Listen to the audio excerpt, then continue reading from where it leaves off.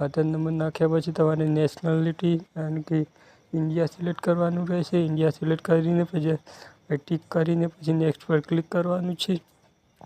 Next પર click કરીને તમારે બીજી ઇન્ફોર્મેશન આપવાની છે, તો તમારે આ પર મોબાઈલ નંબર ટાઈપ કરવાનો રહેશે। જ્યારે તમે આમાં લોગિન કરવા માગશો તો તમે મોબાઈલ અને ઓટીપીથી લોગિન કરી શકો છો। હું મોબાઈલ નંબર ટાઈપ કરીને સેન્ડ ઓટીપી પર ક્લિક કરીશું। સેન્ડ ઓટીપી પર ક્લિક કરીને ઓટીપી આવશે તો અહીં પણ ઓટીપી ટાઈપ કરશું।